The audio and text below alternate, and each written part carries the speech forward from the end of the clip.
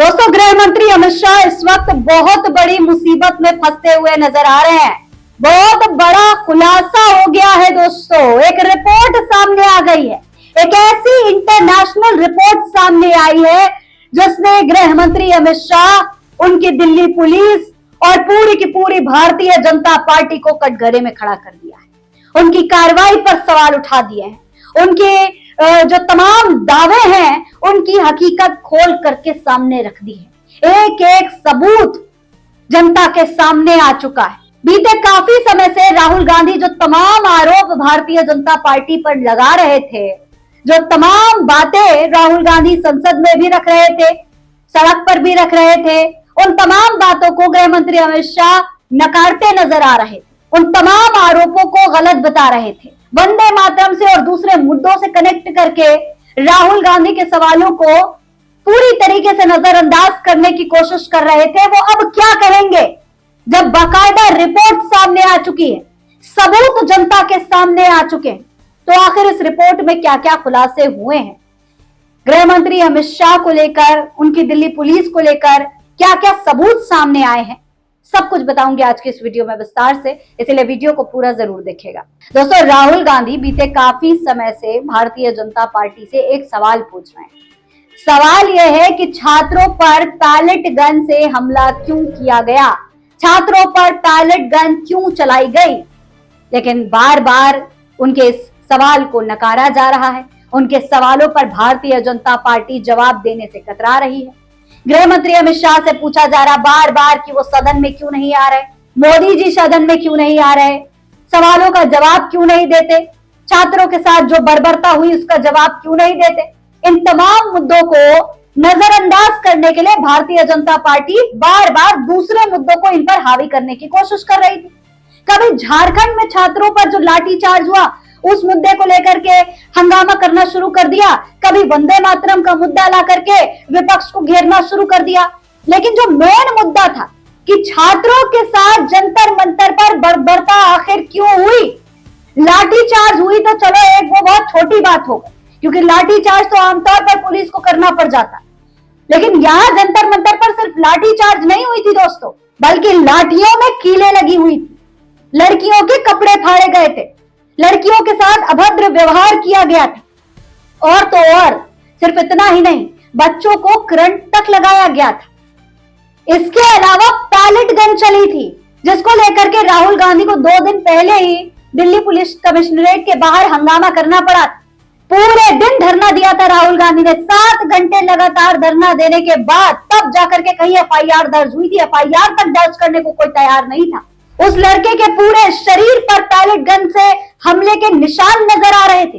उसकी मां बार बार कह रही थी कि उसके बेटे के साथ ये बर्बरता हुई है, उसको इंसाफ चाहिए। लेकिन कोई सुनने के लिए तैयार नहीं था, सब नकार रहे थे।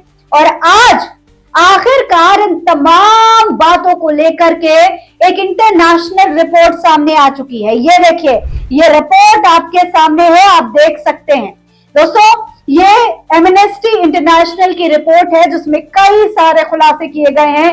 सीजेपी के आंदोलन के दौरान, छात्रों के आंदोलन के दौरान जिस तरीके से बर्बरता हुई है छात्रों के साथ, उसको सबूत के साथ पेश किया गया है। और तो और ये साफ साफ कहा जा रहा है कि हाँ, बच्चों के साथ में यहां पर हिंसा हुई, बच्चों के साथ गलत व्यवहार हुआ, जिस व्यवहार को दिल्ली पुलिस बार बार सही ठहराने की कोशिश कर रही थी, प्रोफेशनल व्यवहार ठहराने की कोशिश कर रही थी, और ये कह रही थी कि इस तरीके की घटनाओं को कंट्रोल करने के लिए थोड़ा सा हिंसक होना पड़ता है, वो सारे आरोप गलत साबित हो गए। ये देखिए, रिपोर्ट में दावा किया गया है दिल्ली में हुए छात्र प्रदर्शन के दौरान पुलिस की कार्रवाई पर गंभीर सवाल उठे हैं। संगठन की नई जांच के मुताबिक 20 जुलाई को दिल्ली में हुए चलो संसद मार्च के दौरान पुलिस और सुरक्षा बलों ने प्रदर्शनकारियों के खिलाफ पैलेट फायरिंग, शॉटगन, आंसू गैस, लाठियों और इलेक्ट्रॉनिक शॉक उपकरणों का इस्तेमाल किया। एमनेस्टी का कहना है कि उपलब्ध वीडियो, तस्वीरों और प्रत्यक्षदर्शियों के बयानों की जांच से पुलिस कार्रवाई में जरूरत से ज्यादा और गैर कानूनी बल प्रयोग के संकेत मिले हैं। यह रिपोर्ट आज सोमवार 24 अगस्त को जारी हुई है, यानी कि आज ताजा रिपोर्ट है ये दोस्तों, बिल्कुल ताजा रिपोर्ट। और इस रिपोर्ट के मुताबिक जितने भी सबूत मिले हैं, जितने भी वहां पर गवाह देखे गए, जितने भी वीडियो सामने आई, उन सबकी जांच की गई और सारी सबूतों के मुताबिक, सारी सबूतों का जांच करने के बाद ये बात साबित हो रही है कि वहां पर छात्रों के साथ जरूरत से ज्यादा बर्बरता और हिंसा की गई, जरूरत से ज्यादा कार्रवाई और बल प्रयोग का इस्तेमाल किया गया। दोस्तों, एमनेस्टी ने 17 वीडियोस की जांच की है, 17 वीडियोस। एमनेस्टी इंटरनेशनल के एविडेंस लैब ने दिल्ली में 20 जुलाई को बनाए गए 17 वीडियोस की पुष्टि की। यह वीडियो जंतर मंतर, संसद मार्च, कैनॉट प्लेस के आसपास के इलाकों के हैं। जांच में दिल्ली पुलिस के अलावा रैपिड एक्शन फोर्स और केंद्रीय रिजर्व पुलिस बल के जवानों की भी पहचान की गई। संगठन ने बिहार के सीवान में 24 जुलाई को बनाए गए 2 वीडियोस की जांच की है। एमनेस्टी के मुताबिक दिल्ली पुलिस ने सोशल मीडिया पर बल प्रयोग को असंगत बताने के आरोपों को खारिज कर दिया। पुलिस ने सुप्रीम कोर्ट में भी अपनी कार्रवाई को प्रोफेशनल बताते हुए कहा था कि बल का इस्तेमाल न्यूनतम और परिस्थितियों के अनुसार किया गया। हालांकि एमनेस्टी का दावा है कि उनके द्वारा सत्यापित दृश्य सबूत पुलिस के इस पक्ष से मेल नहीं खाते, यानी कि पुलिस अपनी कार्रवाई को सुप्रीम कोर्ट में प्रोफेशनल बता रहा था। ये कह रहा था कि हालात हो जाते हैं जब, तो उन्हें कंट्रोल करने के लिए इस तरीके के बल प्रयोग का इस्तेमाल करना पड़ता है, लेकिन यहाँ पर कुछ भी प्रोफेशनल नहीं था। कोई भी आपको ये इजाजत नहीं देता कि आप छात्रों के साथ, अपनी आवाज उठाने वालों के साथ, अपनी मांग रखने वालों के साथ इस तरीके से हिंसा करें, इस तरीके का बल प्रयोग करें, उन पर पैलेट गन से हमला करें, उनको शॉक लगाया जाए, या फिर कीले लगी हुई लाठियां मारी जाए, या फिर लड़कियों के साथ अभद्र व्यवहार किया जाए, उनके प्राइवेट पार्ट्स पर हमला किया जाए। ऐसा तो किसी ने छूट नहीं दे रखी है, कोई कानून ऐसा नहीं कहता। लेकिन दिल्ली पुलिस के ऐसे सबूत सोशल मीडिया पर अभी भी वायरल हैं, जो कि आप देख सकते हैं। दोस्तों, उन्हीं सबूतों की जांच की गई और फिर जांच के बाद उन्हें सत्य पाया गया, बिल्कुल सच पाया गया। जो बात सुप्रीम कोर्ट में दिल्ली पुलिस कह रही थी कि सब कुछ प्रोफेशनल है, वो पूरी तरीके से झूठ साबित हुई है। अमित शाह की पुलिस, अमित शाह की दिल्ली पुलिस झूठी साबित हुई है। दोस्तों, ये देखिए, पैलेट फायरिंग शॉटगन के इस्तेमाल का आरोप लगा और वो भी सही है। देखिए, एमनेस्टी ने 2 ऐसे वीडियोस की पुष्टि की जिसमें आरएफ का एक अधिकारी कैनॉट प्लेस और संसद मार्ग के चौराहे के पास भीड़ की और पैलेट गनशॉट चलाता हुआ दिखाई दे रहा है। 2 अन्य वीडियोस में इसी इलाके में 2 प्रदर्शनकारियों के शरीर पर ऐसे घाव दिखाई दे रहे हैं जो बर्ड शॉट यानी छोटे छोटे धातु के छर्रों से लगी चोटों से मेल खाते हैं। एमनेस्टी के अनुसार एक घायल प्रदर्शनकारी ने पहचान गुप्त रखने की शर्त पर बताया कि पुलिस पहले आंसू गैस का इस्तेमाल कर रही थी, लेकिन बाद में बिना चेतावनी पैलेट फायरिंग शॉटगन का इस्तेमाल किया गया। उनके मुताबिक उनके शरीर पर करीब 20 से 30 छर्रों के घाव हुए और उसे अस्पताल ले जाना पड़ा। संगठन का कहना है कि ब्लड शॉट कानून परिवर्तन के लिए तैयार किए गए हथियार नहीं है।